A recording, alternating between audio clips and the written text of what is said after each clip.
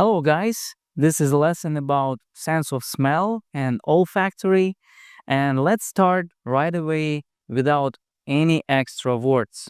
I would like to start with understanding the complexity of human scent perception. The human nose can distinguish more than 1 trillion different scents. In reality, most people recognize between 10,000 and 100,000 scents. With this range expanding significantly for professionals like perfumers and sommeliers due to their extensive training and experience, of course. The human olfactory system is equipped with about 400 different receptors, which respond to specific molecules. The combination of these receptors' responses creates unique scent perception, like how letters form words.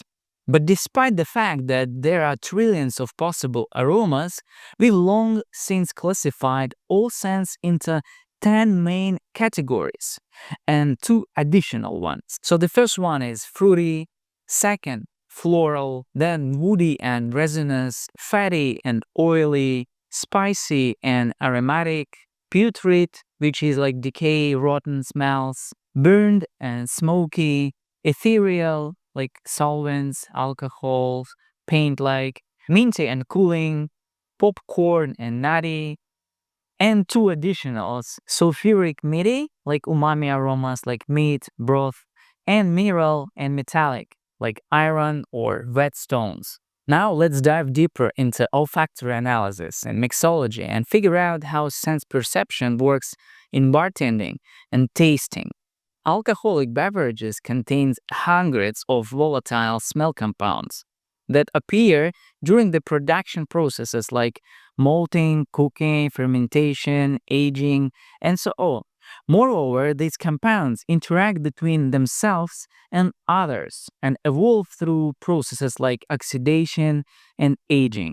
Alcoholic drinks often contain only a few molecules that are responsible for the sense of fruits or herbs or spices rather than the complete natural aromatic bouquet. Because the same chemical compounds that create, let's say, raspberry or banana flavor can form during fermentation or aging or distillation.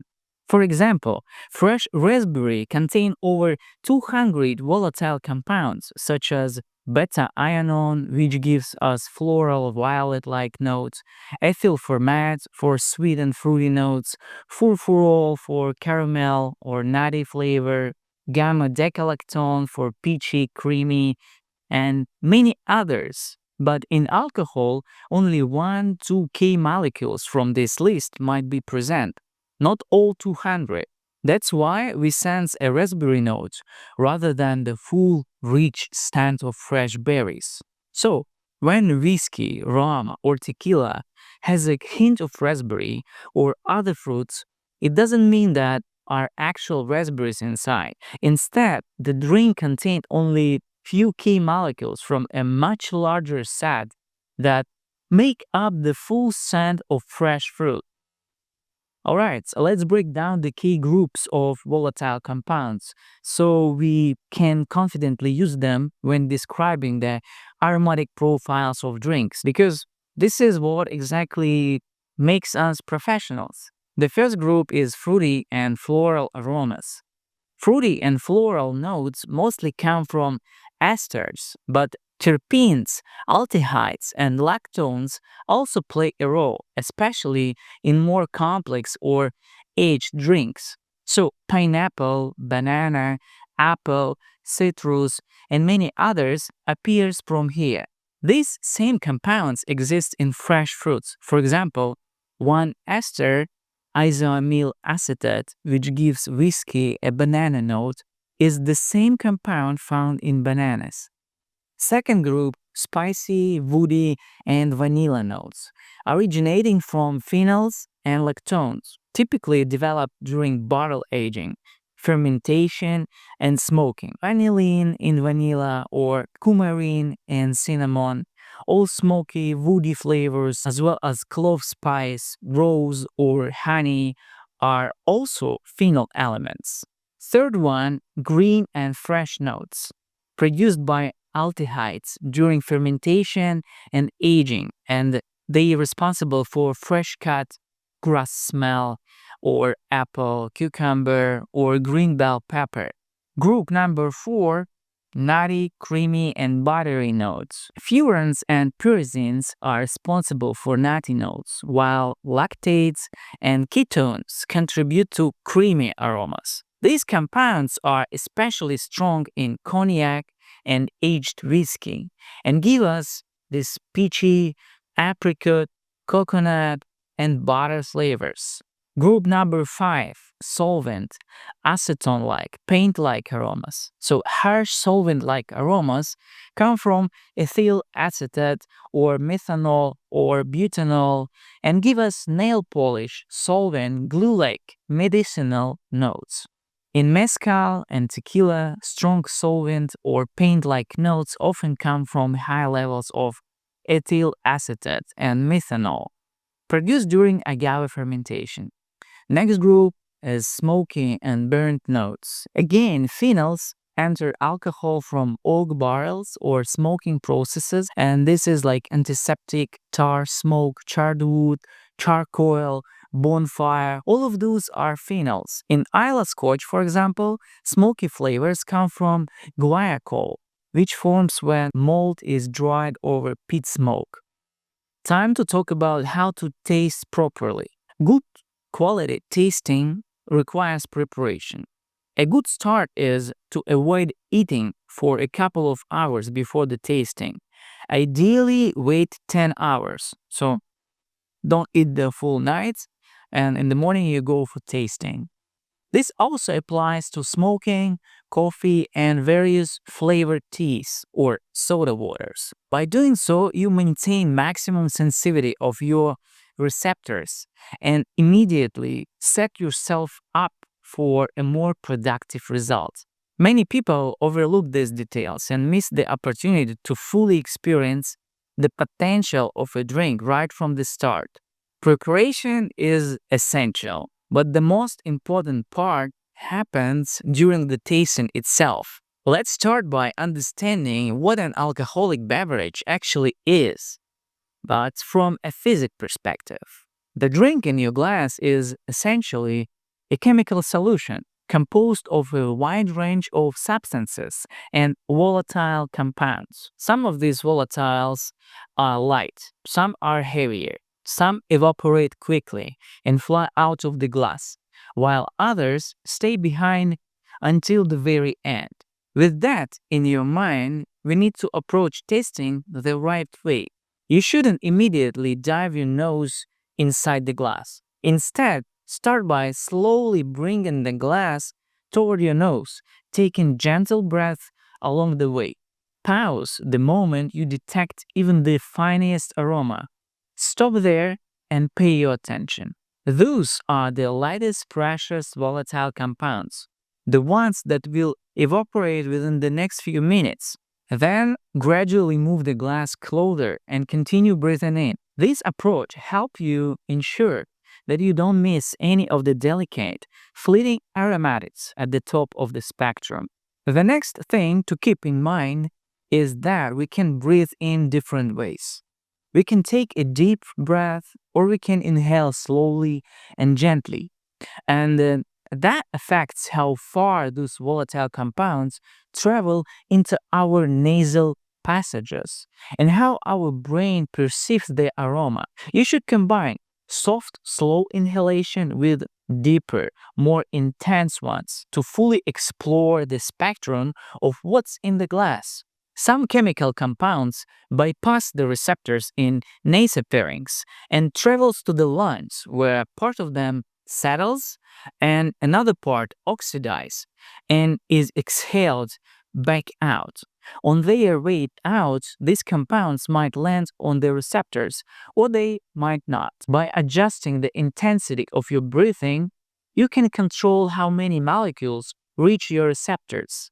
The slower and more surface level you're breathing, the more molecules will reach the receptors. But that doesn't mean you shouldn't take deeper, intense breath. It simply means that gradually changing the intensity of your breathing while analyzing the aroma will be more effective. What's next?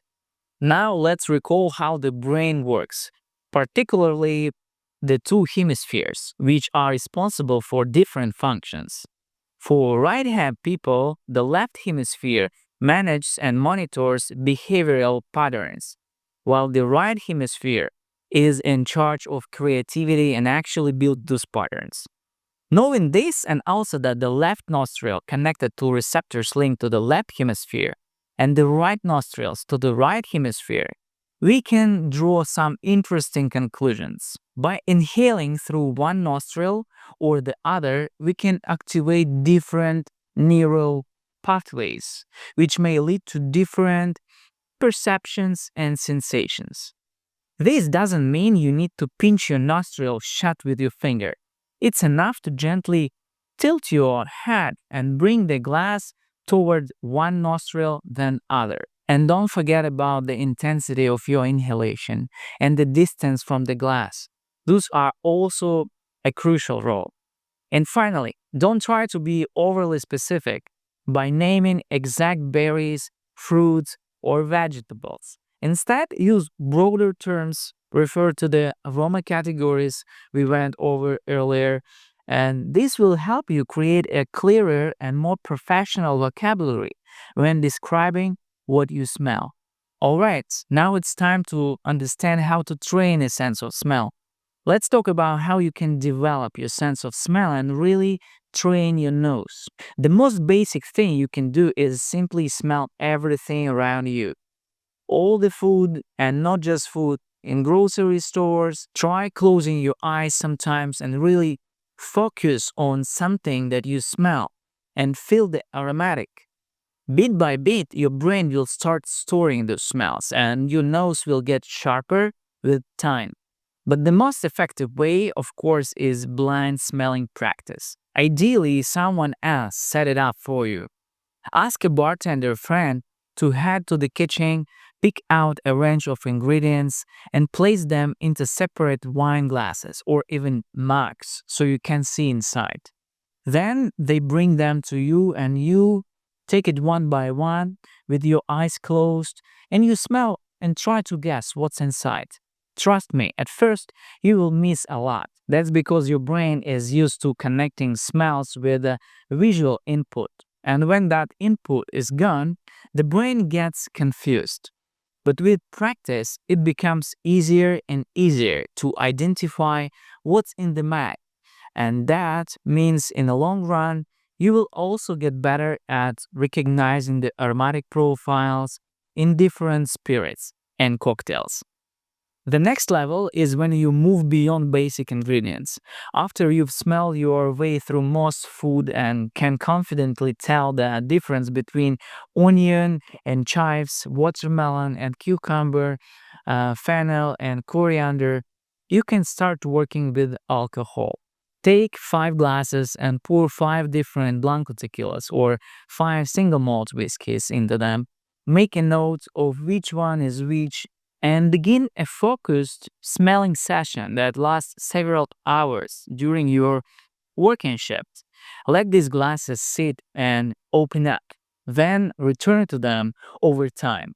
As the alcohol sits, the volatile ethanol compounds will evaporate, while the heavier ones will stay behind and the aroma will evolve and change. And as that happens, you will start to better understand what defines each spirit and how its aromatic profile develops over time. Alright, this is it for our session today. I hope you've picked up some useful tips to boost your skills. Keep practicing what you've learned and stay curious and keep raising the bar. See you soon.